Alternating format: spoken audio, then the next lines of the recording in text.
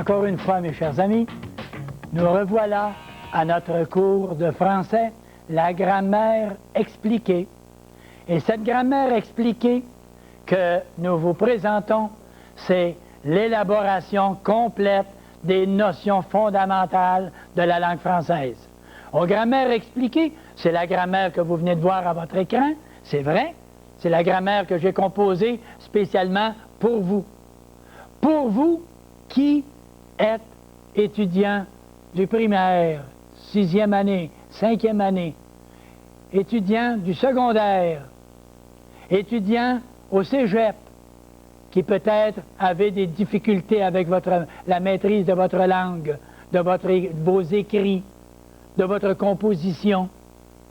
Élèves ou étudiants de l'université, des étudiants encore aux études, soit par exemple l'individu qui a poursuivi un secrétariat ou encore aux hautes études commerciales et qui se retrouve en faisant une thèse, ils se retrouvent obligés de passer leur thèse à quelqu'un d'autre, à payer quelqu'un pour lui corriger ses fautes.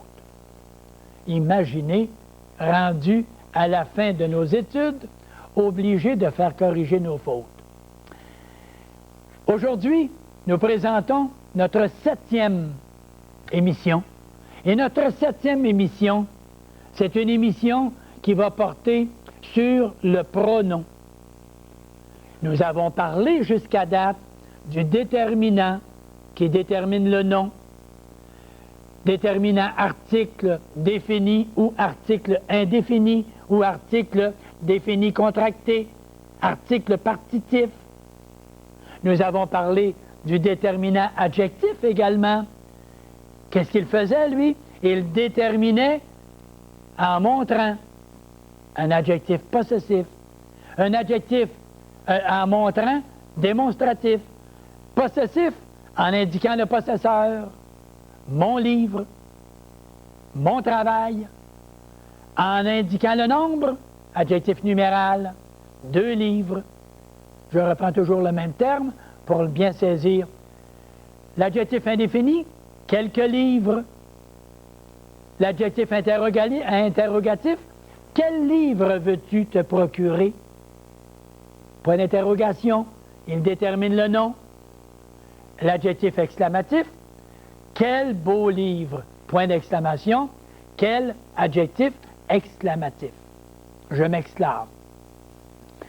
À la suite des déterminants, nous avons vu le nom. Nous avons vu le nom commun, le nom propre. Nous avons vu le nom composé. Nous avons vu également les noms qui désignent des couleurs. Les adjectifs également. L'adjectif qui va désigner la couleur. Nous avons vu l'adjectif qualificatif. Nous avons vu les adjectifs composés. Mais tout ça, ce sont les bases de notre langue française. Toutes ces bases qui vont nous permettre maintenant d'introduire une 4e notion, une 4e nature de mots que nous appellerons le pronom. Le pronom. Avez-vous déjà entendu un autre mot qui ressemble un petit peu à cela? Dans un conseil municipal, le maire est parti à Québec pour aller rencontrer un ministre. Il est parti, il est hors de la ville. Quelqu'un doit le remplacer pour diriger l'Assemblée. Qui va remplacer le maire? C'est le pro-maire. Et le pro-maire, regardez bien, je m'en vais tout naturellement à mon tableau et je m'en vais simplement rencontrer sur le tableau ce que, bien entendu, je retrouverai ici dans un conseil municipal. Vous avez, bien entendu, vous voyez, ce sont les fauteuils. Ce sont des fauteuils. Et les fauteuils dans votre bureau, dans votre salle du conseil municipal, il y a ici un grand fauteuil également. Et le grand fauteuil, c'est le fauteuil du maire. Et ici, vous avez les conseillers. Vous avez les conseillers ici. Mais quand le maire est absent, le conseiller peut être celui-ci à telle période de l'année, va venir prendre la place du maire et va s'appeler le pro-maire. Le pro-maire, c'est celui qui va diriger les destinées de la cité, de la localité, lorsque le maire sera absent. Alors, le maire est absent, un conseiller va prendre la place et va s'asseoir ici sur le fauteuil de Monsieur le maire. Et Monsieur le maire est remplacé par le pro-maire. C'est exactement la même chose en français. Vous avez le nom. Et quand vous avez un nom que vous avez utilisé déjà, si vous voulez remplacer le nom, parce que vous n'êtes pas toujours pour répéter le nom, vous ne direz pas, par exemple, « Ma mère est gentille, virgule, ma mère est fine, virgule, ma mère est belle. » Non, vous allez dire « Ma mère est gentille, elle est fine et elle est belle. » Vous allez remplacer le nom par ce qu'on va appeler le pronom. Et le pronom sera le mot qui va remplacer le nom. Et ça va fonctionner simplement avec votre bon sens. C'est simplement le bon sens qui va nous permettre de distinguer quel est ce mot qu'on appelle pronom. Vous n'êtes pas obligé de les apprendre par cœur. Oh non! Je me rappelle très bien que quand j'enseignais avec les jeunes du secondaire, les jeunes du secondaire 1, secondaire 2 souvent, je faisais exprès. Et je leur enseignais les pronoms en leur parlant des pronoms personnels, par exemple, et je leur disais, on chantait un petit peu, je me, moi, nous, tu te, toi, vous. Il est, le lalais, lui, soit. Le russe sera un Y. Et vous allez me dire, qu'est-ce que vous venez de dire, là? Marcel, qu'est-ce que c'est que tu viens de dire? Eh oui, je me, moi, nous, tu te, toi, vous, il est, le lalais, lui, soit. Le russe un Y. Je nommais tous les pronoms personnels. Et les élèves, souvent, répétaient, je me, moi, nous, je me, moi, nous, tu, te, toi, vous, il, elle au pluriel, le lalais, lui, soit, leur E, ce, un, Y. Et nous avions tous les pronoms personnels. Et nous les apprenions de cette façon, et rapidement, en 2 minutes, on avait un petit effort à fournir de 2 minutes, et après ça, on avait nos pronoms personnels pour la vie. Alors, c'est important de temps en temps de faire travailler la mémoire. Est-ce qu'on ne néglige pas cela un petit peu actuellement? Oui. Est-ce qu'on n'est pas trop porté à dire aujourd'hui, le français, Marcel, c'est une affaire de bon sens, puis il faut simplement, ça se comprend avec le temps. Mais il y a des choses, il y a des lois fondamentales qu'il nous faut connaître pour que lorsqu'on les rencontre ensuite, on puisse être capable de les reconnaître, connaître à nouveau. C'est comme ça. Alors, le pronom est un mot qui remplace un nom. Alors, on va avoir en réalité 6 sortes de pronoms. Et je m'en vais vous les présenter immédiatement. Les pronoms, les 6 sortes de pronoms. Ça, c'est très, très, très important. Très important de connaître les 6 sortes. Pas connaître tous les pronoms. Connaissons les 6 sortes de pronoms. Et vous allez être capable de tout rattacher ensuite. Les pronoms, lorsque viendra le temps, vous direz, ça c'est un pronom personnel. Alors, le premier, je vais l'appeler pronom personnel. Alors, les pronoms personnels. Le deuxième, les pronoms démonstratifs.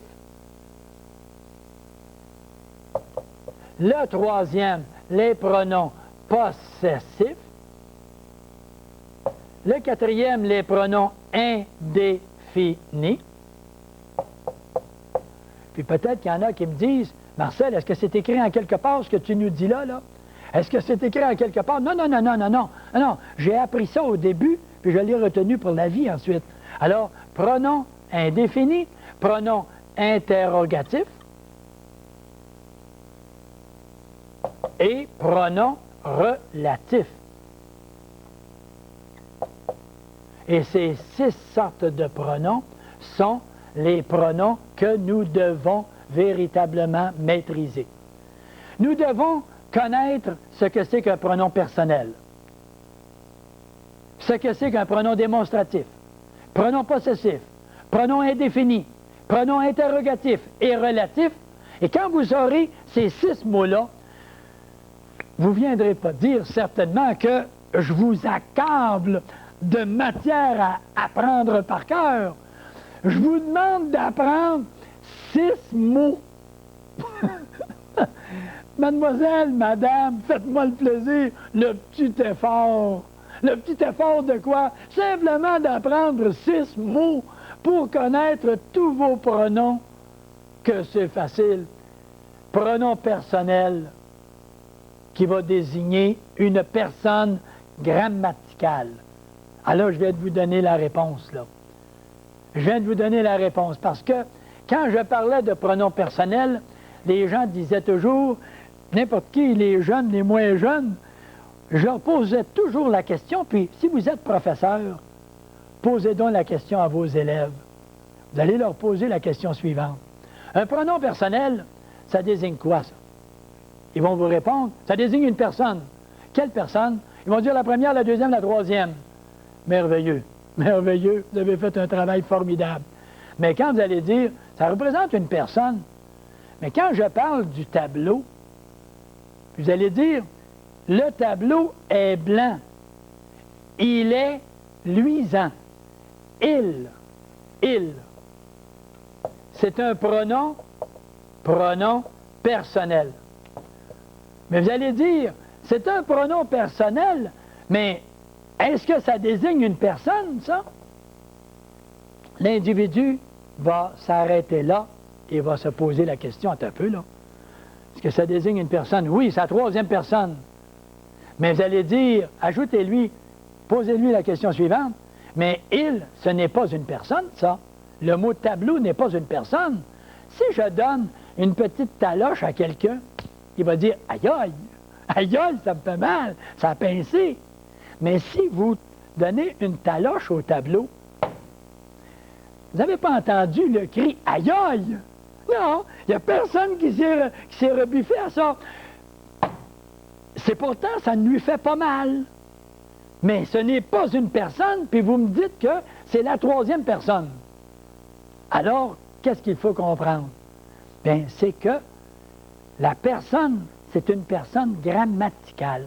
Et la personne grammaticale, c'est dans le sens de la grammaire. Puisque le pronom personnel, dans le sens de la grammaire, a 3 personnes. La première, la deuxième et la troisième. Mais la première personne, c'est qui ça, la première personne? C'est la personne qui parle. C'est la personne qui parle. Donc, ce sera par exemple « je travaille avec vous présentement. Je travaille. Je vous explique. Je, la personne qui parle. Alors, c'est la personne qui parle. Première personne, je. Je me force. Je m'efforce de rendre le cours simple, attrayant, agréable, même en faisant des petites farces. Bien oui, je veux que la personne qui parle, c'est le je, c'est le me, c'est le moi. Ben oui, je pense à moi quand je vous parle. Je pense à moi. Moi, c'est la personne qui parle. Et nous, ce sont les 2 personnes qui sont en activité et qui, la personne qui écoute et moi, alors nous travaillons en français. Nous, qui nous? Vous et moi. Alors nous faisons l'action de travailler. Alors, la personne qui parle, première personne. La deuxième personne, qu'est-ce que c'est que la deuxième personne? C'est la personne à qui on parle. la personne à qui l'on parle. Tandis que la troisième personne, c'est la personne ou la chose dont on parle. Alors, la personne ou la chose dont on parle, à ce moment-là, ce sera la troisième. Alors, quand je parle de cette chose-là, du tableau, puis je dis « il est luisant », qu'est-ce que je fais quand je dis « il est luisant », le « il », c'est une personne, mais ce n'est pas une personne en chair et en os, là. Ce n'est pas une personne que, si vous lui tordez ça ici, vous allez crier « aïe, aïe, ça fait mal », parce que je suis une personne humaine. Mais ça, ce n'est pas une personne humaine. Ça, c'est une chose dont on parle. On parle de quelque chose, troisième personne. Et c'est le « il » qui est la troisième personne, parce que c'est la chose dont on parle. Tout simplement comme ça. Alors, le pronom personnel qui est ici, inscrit en premier lieu ici, qu'est-ce que c'est qu'il fait là, lui? Le pronom personnel, il désigne une personne dans le sens de la grammaire, soit la première, soit la deuxième, soit la troisième. Et là, je vous dis tout de suite, vous allez peut-être me cataloguer en me disant, Marcel, là, c'est bien le cas de le dire. Là, je m'aperçois véritablement que tu penses qu'on ne sait rien en français. Tu penses qu'on est des bons à rien en français. Je vais vous dire une chose. Quand je vais me retrouver dans quelques leçons, et là, on approche, là, c'est-à-dire à peu près dans la prochaine ou la deuxième leçon qui viendra, à ce moment-là, qu'est-ce que c'est qu'on fait? On va se retrouver en disant, « Et comment se fait-il que je n'ai pas compris ça? » Mais c'est qu'à ce moment-là, vous aurez dit, « Ça, Marcel, passe-moi ça par-dessus, je veux rien savoir. » On le sait, qu'est-ce que c'est qu'un pronom personnel. Et à ce moment-là, je vous dirai, vous auriez dû me suivre pas à pas. Et en me suivant pas à pas, vous auriez constaté que les pronoms personnels, ce sont des personnes grammaticales. La première personne, celle qui parle. Le je, le me, le moi et le nous. Celle à qui je parle. La deuxième, tu, toi, tu regardes ton téléviseur présentement. Tu regardes moi. Tu, la personne à qui je parle, la personne qui parle. Tu me regardes. Et je vous explique à tous, à travers la province, là, je vous explique les lois fondamentales de la langue française. Et c'est ça qui est important. Je, la personne qui parle. Vous, ce sont les personnes à qui je parle. Et comme je parle à quantité de régions à la fois, je vous explique, vous, la personne à qui je parle, ou les personnes à qui je parle. Et c'est dans ce sens-là. Alors, la grammaire et la personne dont on parle, quand on va dire, par exemple, de quelqu'un, on va le regarder là-bas et on va dire, « Il est sérieux, ce jeune homme. Elle est sérieuse, cette secrétaire. » Mais quand je dis « elle », qu'est-ce que je fais quand je dis « elle » ? Je parle de quelqu'un, la personne dont je parle. Je parle de la secrétaire. Je parle de ce jeune homme. Alors, il, elle. La même chose pour le mot le, la, les. Vous allez peut-être me dire à ce moment-ci, attends un peu là, Marcel, tu nous as parlé de le, la, les comme un déterminant. Mais le mot le, il peut être autre chose qu'un déterminant. Ces cadeaux, comme je l'ai dit dans la première leçon, ces cadeaux, je les livre à la maison. Je les. Qu'est-ce qu'est le mot les? Le mot les, c'est quoi? C'est le mot qui remplace un nom. Ces cadeaux, je les livre. Je, moi, la personne qui parle. Qu'est-ce que je fais? J'y vais, je m'en vais au tableau, là. Je, la personne qui parle, les, quoi? Ceci, et je pars avec ça. Alors, je les livre. Les, c'est qui ça, les? Ce sont les livres.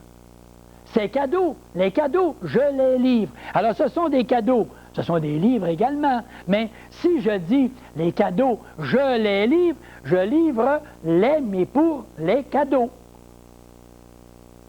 Alors, les livres, je les transporte. Les livres, je les transporte. Je fais l'action de transporter quoi? Les, mais pour les livres. Je transporte quoi? Les, mais pour les livres. Et le mot les, c'est quoi? C'est une chose dont on parle. Et on parle de quoi? De ces 3 livres-là. Avez-vous remarqué maintenant que c'est simple?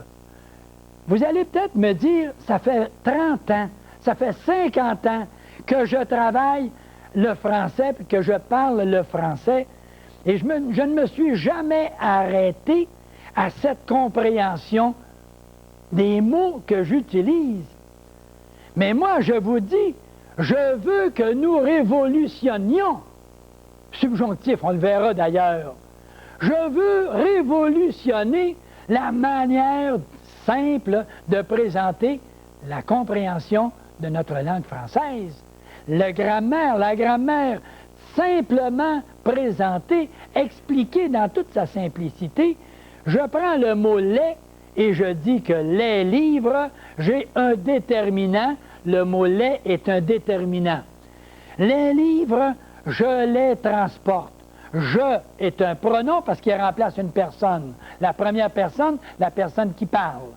Et habituellement, la personne qui parle, ce sera habituellement une personne en chair et en os. C'est rare que nous parlerons du mur. Les murs ont des oreilles. Les murs nous ont parlé. Les murs, ils m'ont invité. Mais là, il va peut-être falloir qu'on se dise une chose. Quand on va commencer par entendre des voix, on n'est pas des Jeanne d'Arc, là, hein? Alors, on entend des voix. Les murs nous ont dit. Alors, ils, ce sont les choses dont on parle. Alors, s'ils ont fait une action, bien, c'est un cas particulier. Il y a ce qu'on appelle, dans la composition française, l'imitation, ou personnaliser un objet. C'est un peu comme autrefois, quand on était à l'école, on nous faisait, à l'école normale autrefois, on nous disait « mon crayon ». Et on demandait à mon crayon de raconter sa vie. Et on disait « raconte donc un peu ta vie ». Alors le crayon commençait à parler et il s'exprimait, on personnalisait le crayon. Et on parlait en disant ceci je suis un être, un objet qui a rendu de très précieux services à mon propriétaire.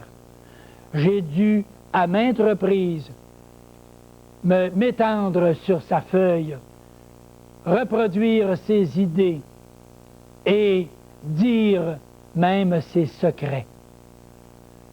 J'ai usé ma mine, j'ai usé ma pointe à exprimer mes sentiments, à exprimer les sentiments du propriétaire. Et on y allait comme ça, et le crayon parlait, et le crayon s'exprimait.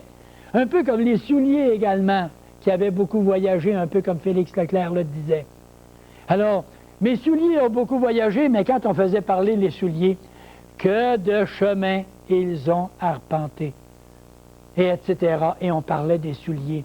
Et si c'était le soulier qui racontait sa vie jusqu'au jour où on le rejetait, on le mettait à la poubelle. On va parler de M. Poubelle, on en a parlé d'ailleurs. Alors, on le mettait à la poubelle et il racontait sa vie. C'était personnaliser un objet. Mais habituellement, la troisième personne, c'est la chose dont on parle. La personne qui parle, c'est le « je », c'est la personne qui est en chair et en os. Et le « tu », c'est la personne à qui je parle. Mais je peux parler à une chose également.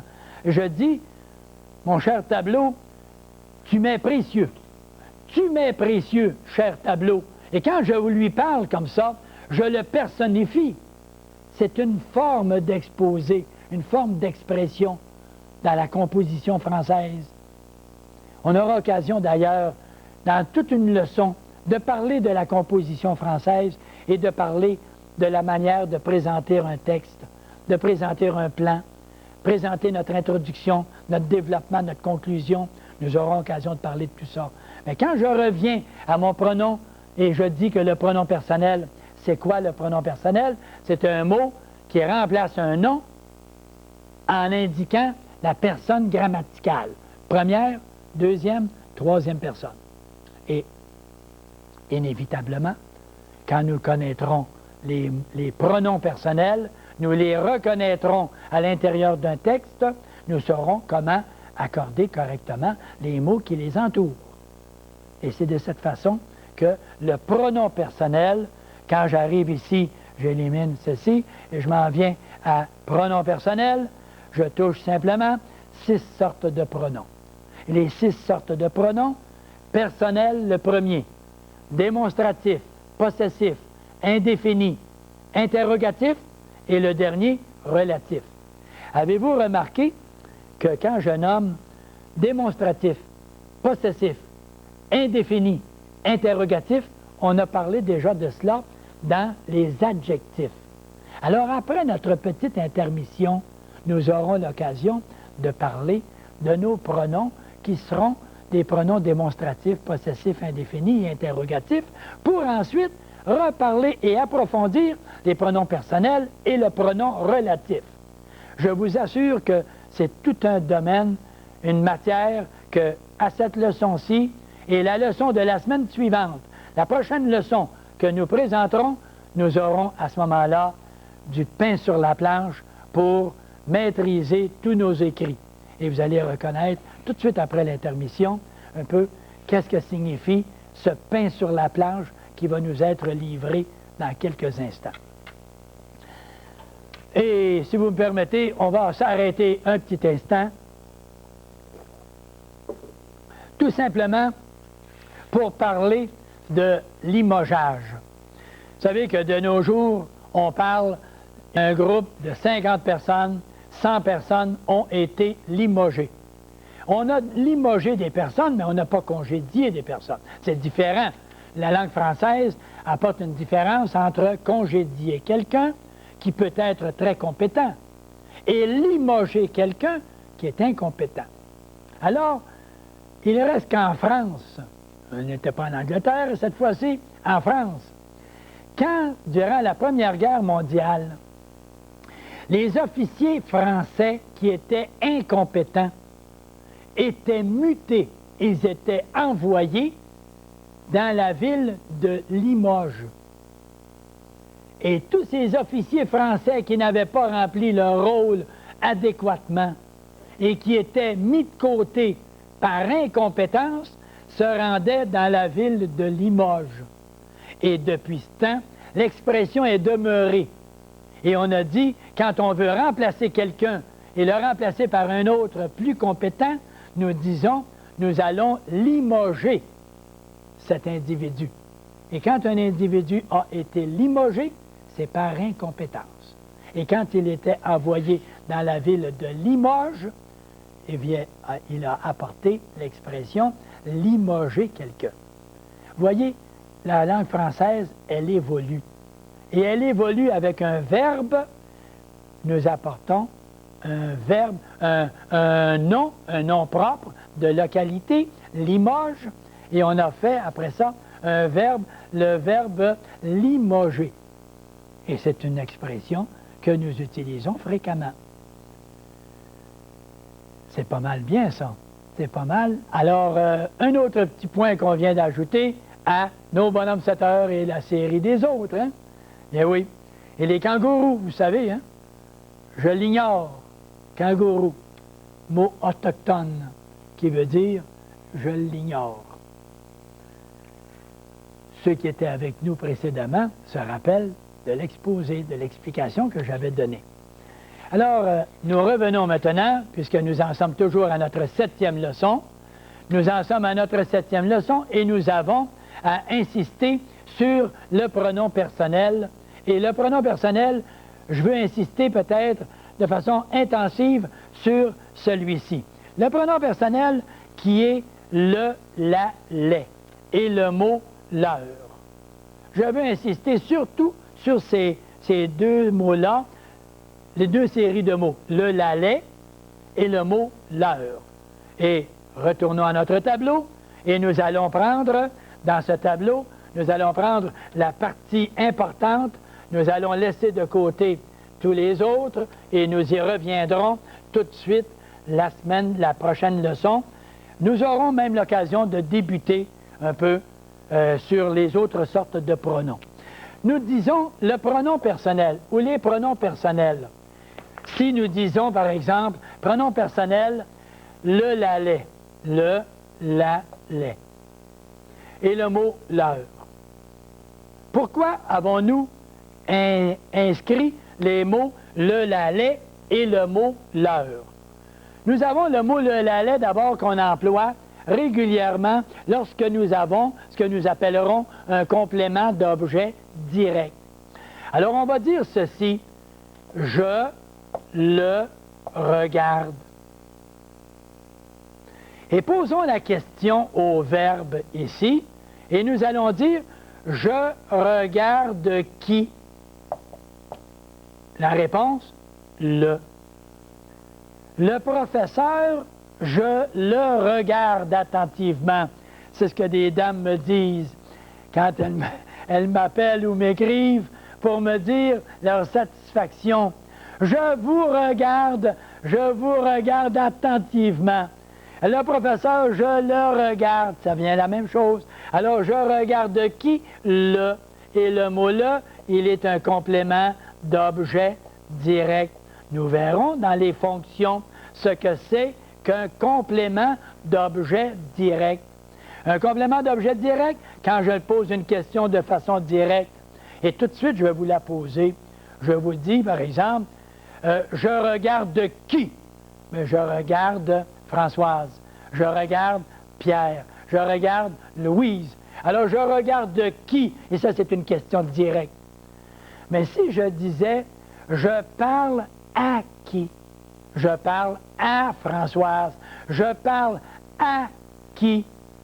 À Françoise. Complément d'objet indirect. Mais quand je dis, je regarde qui? Ça, c'est une question directe. Je parle à qui? Indirect. Alors, quand je rencontre le, c'est que je pose une question en posant la question qui ou quoi. Si c'est un objet, le livre, je le regarde. Je regarde quoi? Et je vais poser la question, je regarde quoi? Et je donne comme réponse le. Et le mot le, il est complément d'objet direct. Qui remplace quoi? Le mot livre. Ou qui remplace quoi? Qui? Le professeur. On va employer le mot qui pour des personnes et le mot quoi pour des choses. D'accord? On s'entend sur ça. Alors, le mot qui et le mot quoi vont remplacer, vont faire en sorte qu'on ait le complément d'objet direct qui remplace le nom ou celui-ci, si c'est la question quoi. Qui pour la personne, quoi pour la chose. Et c'est ça. Alors, le mot les, si ce sont les livres, je les regarde. Alors, le mot les va être encore un complément direct. Je regarde quoi? Les, mais pour les livres. Les professeurs, je les regarde, avec un S, je les regarde. Je regarde qui? Les, mais pour les professeurs. Alors le mot les, il est important. Il est important de le reconnaître. Quand nous allons parler du participe passé, yeah! Oui, certain. Ah, là, on arrive au participe passé. Moi, c'est ça où j'ai de la difficulté. C'est là que j'ai de la misère. Attendez, mesdames et messieurs, attendez. N'allez pas trop vite. Pour accorder nos participes passés, il faut bien comprendre que le mot « les », qui est un pronom personnel complément direct, va servir quand on va parler des participes passés. Et si nous faisons en 2-3 heures tout l'ensemble de la grammaire française, vous allez avoir un fouillis. Mais si vous y allez de façon ordonnée, c'est quelle leçon actuellement? La 7e. On est à la 7e, puis on en a 40. Imaginez-vous Ce que vous allez savoir quand vous allez arriver à la 12e ou 13e avec les participes passés, vous allez introduire les compléments, puis les verbes qui vont s'accorder, le participe passé, qui va s'accorder avec le complément direct. Vous allez peut-être me dire, oui, ça c'est du chinois là, pour le moment. Moi, je ne comprends pas ce que tu m'expliques là. Mais c'est exactement pour ça que je vous l'explique, pour que vous ne compreniez pas. Ça, c'est pas mal fort. Je ne veux pas que vous compreniez comment accorder vos participes passés avant d'avoir compris ce que c'est que le lait quand il est complément direct et qu'il est pronom personnel. Quand vous aurez bien compris que le lait n'est pas toujours ce qu'on appelle un déterminant, il est aussi un pronom personnel. S'il est un déterminant, il est placé devant un nom. S'il est un pronom personnel, il remplace le nom. Il remplace le nom. Alors, à ce moment-là, je dis le mot le lait remplace le nom. Je le vois ici. Je les regarde. Je regarde quoi? Les mis pour le livre. Alors, le mot les remplace un nom, c'est un pronom, et comme il désigne une chose dont on parle, la chose dont on parle. Alors, la chose dont on parle, c'est la troisième personne. Alors, troisième personne du pluriel ici. Alors, le mot regarde, il a son sujet je à la première personne. Le mot regarde va s'accorder à la première personne. Bien entendu, on va accorder le verbe avec ce qu'on va appeler un peu plus tard le sujet. Alors, à travers tout ça, là, j'efface ceci et je vous résume en disant, pour ceux qui ont bien suivi l'explication, vous allez résumer ça en deux mots. Vous allez dire le mot le, la ou les, le pour un mot, un nom du masculin singulier, la pour un nom du féminin singulier et les pour un nom du masculin ou du féminin pluriel. Alors, quand il va remplacer, dans le sens de la phrase, il va remplacer un nom, automatiquement, ce sera un pronom personnel. Et pronom personnel, toujours COD, complément d'objet direct. Ça va être important pour le participe passé, comme je viens de le dire. Le mot leur, lui, qu'est-ce qu'il fait là, lui? Le mot leur, il est un pronom personnel? Bien oui, il est un pronom personnel. On y va ensemble. Ça, ce sont des individus, ceux-là. Ils sont situés, moi je suis situé ici, et je suis situé ici avec mon compagnon, un de mes amis qui est ici à côté, puis nous sommes en train de parler. Et pendant que nous sommes en train de parler tous les deux, moi je suis ici, là, et je dis à cet individu-là, je leur demande de s'éloigner de là. Je leur demande de s'enlever. Je leur demande. Qui ça, je? C'est moi, ça, la personne qui parle, là. Et je dis à l'autre, je leur demande. Et qui ça? À qui ça? À 1, 2, 3, 4, 5, 6, 7.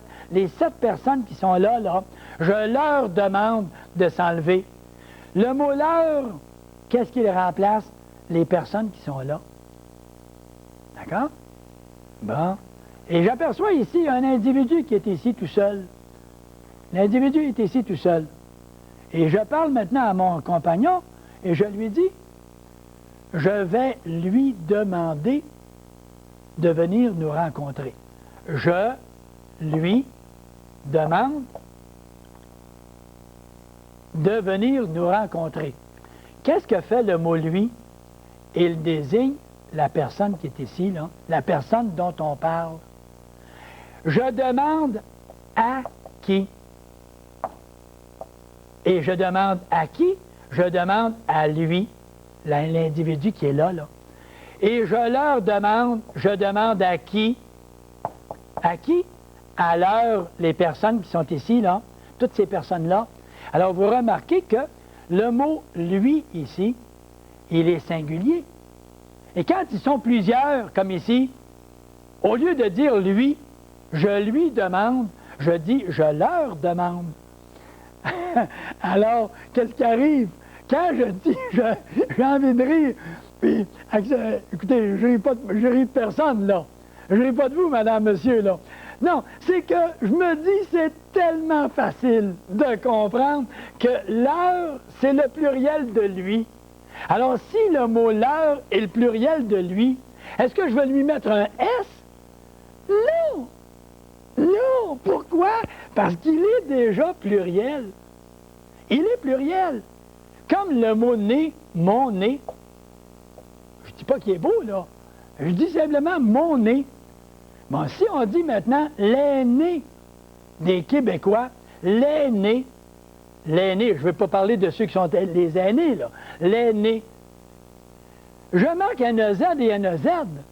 Il est ici singulier et pluriel. Donc, quand je l'écris ici, il est également pluriel. Alors, quand j'ai le mot l'heure qui est ici, il est, lui, le pluriel de qui? Il est le pluriel de lui. Alors, s'il est le pluriel de lui, il n'y a pas besoin de prendre de S.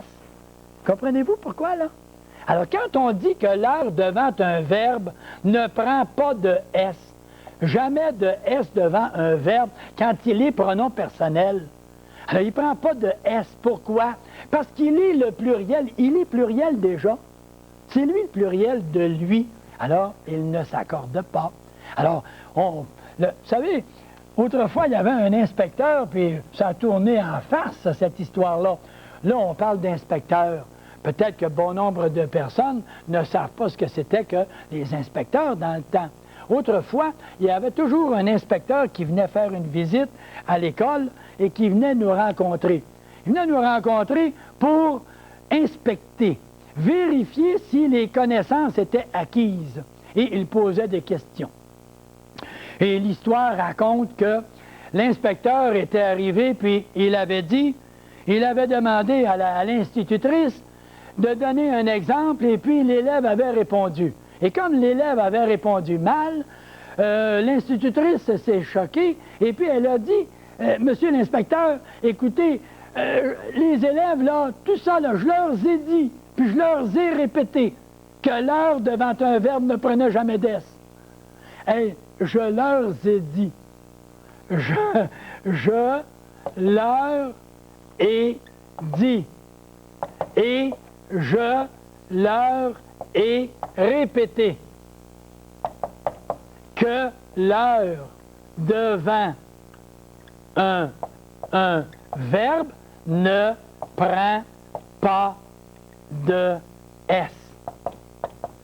Il ne prend pas d'S. Et l'institutrice, qui était peut-être une petite institutrice qui faisait son possible, mais qui avait quand même de la difficulté à enseigner sa matière parce qu'elle était toute jeune souvent, et dans les écoles de rang, vous savez qu'on enseignait 7 divisions à la fois, 30 élèves, 20 quelques élèves, et puis elle avait première, deuxième, troisième, quatrième, cinquième, sixième et septième année. Comment voulez-vous que cette pauvre petite institutrice de 17-18 ans, dans les années 35-40, soit capable de donner le cours? Alors elle disait, bien, monsieur l'inspecteur, je leur ai dit, elle faisait la liaison. Vous vous souvenez pourquoi elle faisait la liaison? Parce que souvent, elle essayait de bien parler. Mais ceux qui ne parlaient pas bien, ils disaient, je eux ai dit. Hein? Je eux ai dit. Vous vous souvenez, je l'avais, je ai dit. Alors quand on dit, je eux ai dit, alors, on fait la liaison avec eux et. Mais eux et dit, le je ai dit. Qui ça, eux? C'est l'heure. J'ai dit à qui? À l'heure. J'ai dit à qui? À eux. Mais le mot eux, il ne vient pas devant le verbe. Il va après le verbe. Alors, on va dire, je pense à eux. Et quand je pense à eux, pense à eux. Non, pas celui-là, hein? Non, pas celui-là, pas celui-là. Je pense à eux, on va dire, je pense à eux, E-U-X. Mais eux, c'est qui, ça? Je leur ai dit, je pense à eux, je pense à lui. Si je le dis après, je vais dire, je pense à lui. Et quand je vais le dire au pluriel, je vais dire, je pense à eux, parce que je ne peux pas dire, eux pense. Je ne peux pas l'envoyer en avant du verbe, là. Alors, je suis obligé d'inventer le mot « eux », qui remplace le mot « leur », parce que le mot « leur », il va à l'avant du verbe, lui. Tandis que le mot « eux » va après le verbe. Je pense à eux et je leur dis. Je leur dis. Je dis à qui? À leur. Alors le mot « leur », il est le pluriel de qui? de lui. Alors, s'il est le pluriel de lui, il ne s'accorde jamais quand il est devant le verbe comme ça. C'est un pronom personnel. Alors, on retient bien que le mot leur, à partir de maintenant, on aura compris pourquoi le mot leur ne s'accorde pas. C'est une bonne information et ça va vous permettre peut-être de ne pas avoir honte devant vos patrons, devant qui que vous ayez devant vous.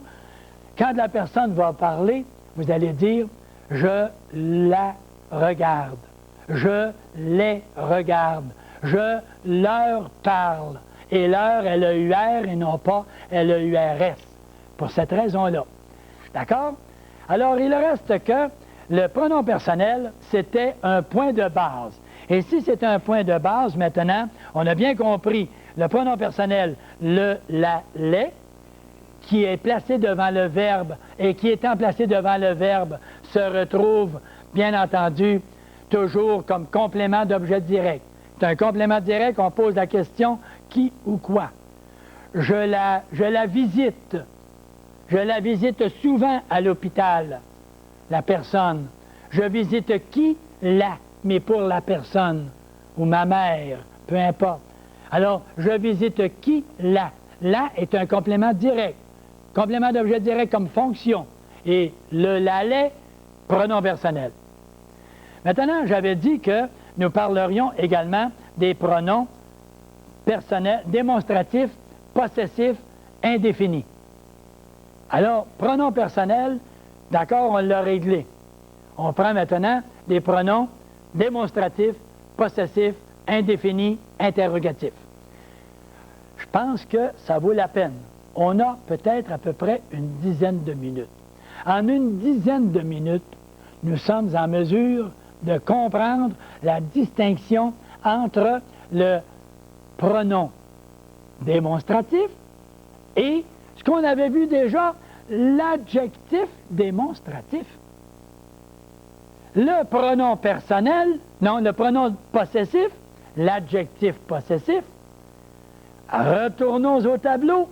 Le tableau, c'est celui qui nous rend service pour pouvoir maîtriser davantage notre compréhension de notre langue. Alors, je marque ici adjectif. Et je marque ici pronom. L'adjectif démonstratif, le pronom démonstratif. L'adjectif possessif, le pronom possessif. L'adjectif indéfini, le pronom indéfini. L'adjectif interrogatif, le pronom interrogatif. Et on s'arrête à ces quatre-là. Nous verrons dans la prochaine leçon le pronom relatif. Et ça va être un petit coin extrêmement précieux. Extrêmement précieux. Alors, quand je dis l'adjectif démonstratif, c'est un déterminant, ça. C'est un déterminant qui détermine le nom en le montrant. Et quand j'emploierai le pronom démonstratif, je remplacerai le nom en le montrant. Et je dirai ceci, tout simplement, cette règle est droite, celle-là est croche, inégale. Bon, est inégale. Allons-y avec le mot inégal. Pourquoi je vais marquer un E à inégal? Parce que j'ai posé la question en passant. J'ai dit, arrête d'un petit peu, toi là. Je m'en vais te poser la question. Et je suis venu et je me suis dit ceci. Tu es un petit qui, toi? Tu es un petit qui, toi, quand je dis celle-là est inégale? Le mot inégal, est-ce que je donne une qualité à celle-là? Bien oui. Mais qui ça, celle-là? Celle-là, c'est cette règle-là. cette règle-là. Alors, est-ce que le mot « celle-là », est-ce que ça remplace un nom? Ben oui, ça remplace le nom règle. Si ça remplace un nom, qu'est-ce que c'est qu'un mot qui remplace un nom? C'est un pronom.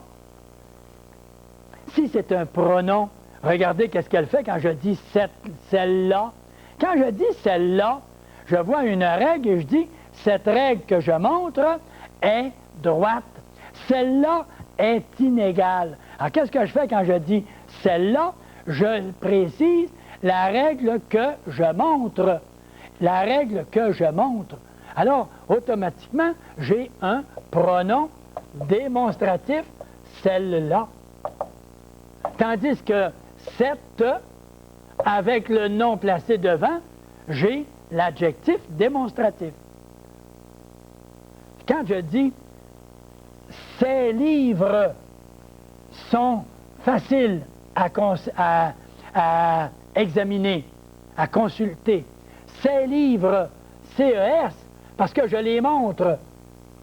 Mais si je dis « ceux-là sont en allemand », alors ceux-là, mais qui sont ceux-là? Ces livres-là. Et quand je dis ces livres-là, c'est ceux que je montre. Et si je les montre, c'est démonstratif. Et comme je remplace le nom « livre » par l'expression « ceux qui sont éloignés », si je dis ceux-ci, c'est ceux qui sont proches. Ceux qui sont là-bas, ceux-là. Ceux qui sont ici, ceux-ci. Alors, ceux qui sont ici, c'est ça que ça veut dire, ceux-ci. Ceux qui sont ici. C'est ça que ça veut dire. Alors, le pronom démonstratif, je montre. Il remplace le nom en montrant. Le pronom possessif, exactement le même procédé. Si je dis tes parents sont en Floride. Les miens sont en Europe. On se promène, hein? Les miens, je vais enlever le majuscule, je vais mettre le lait parce que, ici, je vais mettre un point-virgule. Parce que c'est normal de placer le point-virgule. Tes parents, à qui ça les parents? C'est à toi. Alors là, toi, c'est le possesseur. C'est toi qui es le possesseur des parents. C'est à toi les parents. Tes parents sont en Floride, les miens. Qu'est-ce que je fais quand je dis les miens? C'est moi qui suis le possesseur des parents, là. Et ceux qui sont en Europe, c'est à moi. Donc, je suis le possesseur. Et en disant le possesseur, les miens, c'est parce qu'il y en a deux. Si c'est ma mère, je vais dire, ta mère est en Floride, ta mère est en Floride. Mais je vais dire, la mienne est en Europe. La mienne est en Europe. Alors, quand on n'est pas obligé d'apprendre tous ces mots-là par cœur, là, mais quand on connaît ces mots-ci, le déterminant ici, et quand on connaît les pronoms ici, pronoms démonstratifs, pronoms possessifs, pronoms indéfinis, pronoms interrogatifs, alors, dès qu'on les voit passer, on se dit, « Ah, je te reconnais, toi. » « Ah, oui. » Ben oui, parce que tu indiques le possesseur et tu remplaces un nom, donc tu es un pronom possessif. Mais c'est comme ça que ça se connaît, ça. On reconnaît tout ça. D'accord? Le pronom indéfini, ça va être aussi facile. Aussi facile et on va peut-être y aller un petit peu plus vite. Alors, on va dire le pronom indéfini, ça va être quoi? Plusieurs artistes. Plusieurs artistes sont venus sur la scène. Certains étaient inconnus. Certains étaient inconnus. Comme ça. Quand je dis certains, qu'est-ce que je veux dire? Je veux dire quelques artistes. Est-ce que vous êtes capable de me dire combien il y en avait d'artistes qui étaient inconnus? Quand je dis certains, ça c'est pas mal indéfini, ça. Alors, c'est un adjectif indéfini. Si c'est un adjectif, il y a un nom qui suit. Est-ce qu'il y a un nom ici? Il n'y en a pas. Donc, ce n'est pas un adjectif. Si je regarde celui-ci, plusieurs artistes, je vois le nom ici. Le nom est ici. Qu'est-ce que je vois devant? Je vois le mot qui détermine les artistes. Est-ce qu'on dit combien? Non, on n'a pas dit combien. c'est indéfini. Donc ça, c'est un adjectif indéfini, tandis que celui-ci sera un pronom indéfini, parce que certain veut dire certains artistes. Et c'est dans ce sens-là que nous en arrivons à notre compréhension des pronoms. Le pronom interrogatif, la prochaine leçon, avec le pronom personnel qui va être terminé, ainsi que le pronom qu'on va appeler le pronom relatif. Et là, je dois vous dire une chose, mes chers amis, ça sera le commencement d'une belle aventure, puisque à ce moment-là, quand on maîtrisera nos pronoms, notre adjectif qualificatif, notre nom et notre déterminant, et que nous serons en mesure de dire, moi, la grammaire, je la comprends maintenant. Alors, je la comprends parce que j'y suis allé pas à pas. J'ai utilisé peut-être le cahier d'exercice que j'ai retrouvé dans la librairie de votre région, avec la grammaire expliquée, et vous y allez page par page, exactement comme ceci, l'adjectif ou le pronom démonstratif, vous avez le pronom possessif, vous avez le pronom indéfini, interrogatif, et vous avez toute la série des explications que je vous ai présentées. Je vais terminer simplement, comme je le fais à l'habitude, je vais vous dire simplement que quiconque ne pose jamais de questions sait tout ou ne sait rien. Vous vous êtes posé des questions, c'est parce que vous savez à peu près tout, mais il manquait des petits détails. Alors, vous avez décidé peut-être dans votre esprit, je vais me poser la question. Cette question-là, vous pouvez avoir la réponse dans la